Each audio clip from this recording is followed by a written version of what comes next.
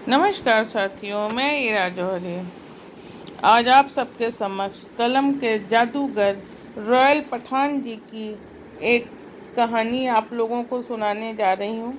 इनकी रचनाएं दिल को छू लेती हैं, इसलिए आज कुछ मेरा दिल किया कि मैं आप लोगों को भी इनकी रचना सुनाऊं। बहुत ही अच्छी, बहुत ही उम्दा लिखते हैं ये। तो शीर्षक है कहानी का भगवा फरिश्ते। आप एक बार पढ़ेंगे, सुनेंगे, बार बार मन करेगा इनकी रचनाएं पढ़ने का, सुनने का। मुझे बहुत अच्छी लगती है। जैसे ही बकरे की चाप को दांतों तले जकड़ा, भड़ाक से दरवाजा खुला। उफ! ऐसा लगा कि अच्छे काम के एवज में जिस हूर का ख्वाब नमाज बाद मौलवी साहब दिखाते हैं वही सामने खड़ी है। लेकिन फिर जमीन पर आ गया जब तुरंत उसके साइड में खड़े भगवा गमछा और पीली धोती में एक तिलकधारी वृद्ध और साड़ी में लिपटी उसकी धर्मपत्नी को देखा। अपन की मुस्लिम बस्ती में ये पहला मंजर था जब इस तरह के कोई शख्स इस तरह की वेशभूषा और लिबास में जलवानुमा हुए हों। तबीयत से बकरे की नली से मींग चूसते अपने भाइयों को मैंने हड्डी नीचे रखने का अखियों से कर्रा ऑर्डर दिया। वो लपक के रकाबी यानी तश्तरी अंदर ले गए। तभी मेरे अब्बू ने घर आए उन शख्सों का इस्तकबाल किया। एक ने धोती ऊपर कर और दूजे ने साड़ी ऊपर कर हमारे घर की दहलीज लांघी। लेकिन लौंडिया ने दुपट्टा नाक में ठूस लिया। बातों में पता चला उन्हें हमारे वहाँ एक मकान किराए पे चाहिए ताकि उनकी पोती इस मोहल्ले से सटे इंस्टीट्यूट से एमबीए कर सके। अब्बू ने खराश लेके हम तीनों निकम्मे भाइयों को देखा और फिर उस लड़की को। अब्बू ने कुछ संभल कर कहा कि कमरा तो है, लेकिन आप पूजा पाठ वाले जनाब इस जगह कैसे रह लेंगे जहाँ एक भी न मंदिर और एक भी हिंदुआना घर नहीं। ऊपर से यहाँ का माहौल, आप क्यों कर यहाँ रहना चाहते हैं जनाब? पंडित जी बोले, पोती को दमा है हमारी। मुल्ला जी, ज़्यादा न चल सकती है। ज़्यादा दूर कमरा लिया तो गाड़ी का धुआं धूल धक्कड़ इससे न सहन हो पाएगा। हम आप लोगों को डिस्टर्ब नहीं करेंगे, बस अपनी नेम पूजा भी ऐसे करेंगे कि आपको जाहिर ना हो। अब्बू ठेठ 20 औरतों वाले सास बहू के सीरियल के शौकीन आदमी हैं। झट से आंखों में आंसू ले आए और 3 बार एक ही जुमले को पॉज मोड में कंटिन्यू बोले। ठीक है, ठीक है, ठीक है। अपने तो दिल की ईद हो गई।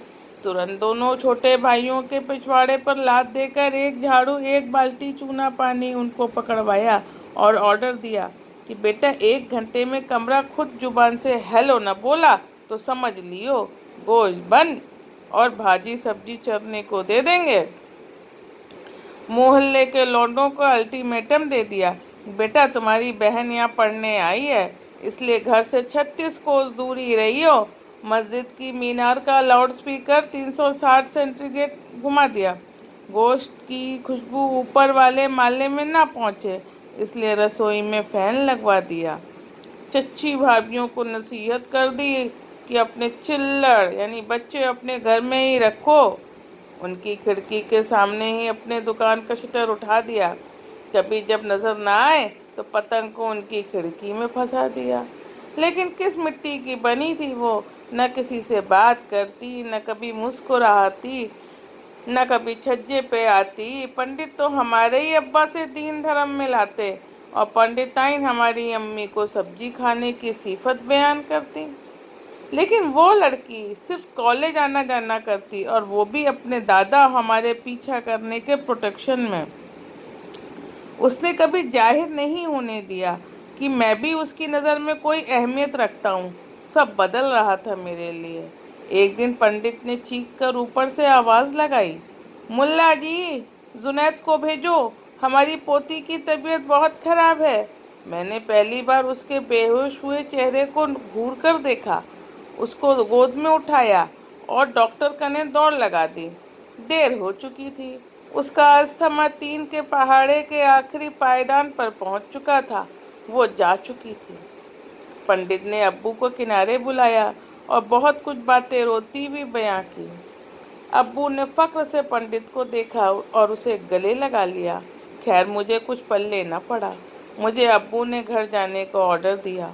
मैं सीधे उसके कमरे में पहुंचा, जहां पंडिताइन अपना मुख्तसर सा सामान सिसकते रोते बिलखते पैक कर रही थी। जब वो एक टमटम में सामान लाद ले गई, तभी पलटते हुए मुझे एक डायरी रोशनदान में रखी हुई दिखी, जिसमें लिखा था, मैं शाइस्ता मलिक वल्द जुबैर मलिक कुछ कहना चाहती हूँ। मेरे अब्बा की मौत के बाद मुझे लगा कि मेरा सब खत्म हो गया, क्योंकि मेरे चचा मेरा निकाह कराना चाहते हैं, लेकिन मुझे दमा है। निकाह करके न मुझसे घर का काम हो सकता है, न एक सुकून भरी जिंदगी मैसर। मैं कुछ करना चाहती हूँ, ताकि मैं अपनी 3 छोटी बहनों को एक बेहतर जिंदगी और एक बेहतर भविष्य दे सकूं। किसी ने मेरी एक न सुनी, मगर इसलिए आज 10 दिसंबर को मैंने घर से भागने की सोची और ट्रेन में जाकर बैठ गई। मेरी तबीयत हद से ज़्यादा खराब हो रही थी। तभी सामने बैठे एक बुजुर्ग दंपत्ति ने मुझे सहारा दिया। ये लोग औलाद के सितम से और उनके ठुकराने से वृद्धाश्रम जा रहे थे। पेंशन से पलने वाले ये 2 जन जरूर अल्लाह के भेजे कोई फरिश्ते हैं। आप बीती सुन इन्होंने मुझे अपनी पोती मान लिया और मेरे सपनों को रंग भरने आज ये ब्राह्मण और पूजा पाठ वाले होकर भी मेरे साथ उस मोहल्ले में रहने लगे हैं, जहाँ सिर्फ मुसलमानी रंग और तहजीब है। मैंने इनसे विनती की है कि ये किसी को मेरी असलियत न बताएं और मुझे अपनी पोती कहकर परवरिश दें। ये नेक नेक रूह पहने लोग सब समझ गए, सब मान गए। मैं रहूं या ना रहूं, कुछ बनूं या ना बनूं, पर तुम जब ये डायरी पढ़ रहे होगे जुनैद, तो खुदा के लिए इसे मेरे इन मासूम रहबरों को ज़रूर कहना कि आप जैसे इंसान दुनिया में तब तलक बनते रहेंगे जब तलक बेटियां भी बनती रहेंगी और उनके सपने भी महफूज रहेंगे।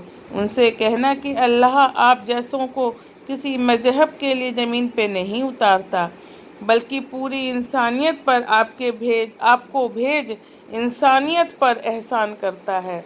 मैंने डायरी बंद की और बेहिसाब रेलवे स्टेशन को दौड़ लगा दी, मगर मुझे गुजरती उस ट्रेन का आखिरी डिब्बा अभी भी आंसुओं के उतरने से धुंधला दिख रहा था, जिसमें वो 2 फरिश्ते बैठे इंसानियत से बहुत दूर होते जा रहे थे। नवाजिश जुनैद।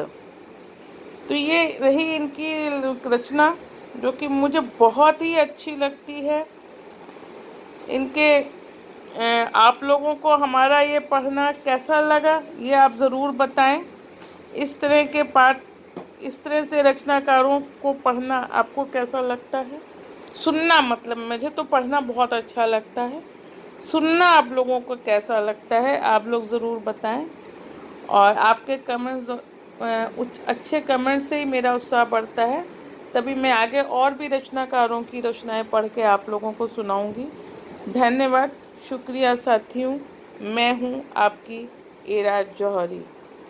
धन्यवाद, शुक्रिया साथियों, पूरी रचना सुनने के लिए।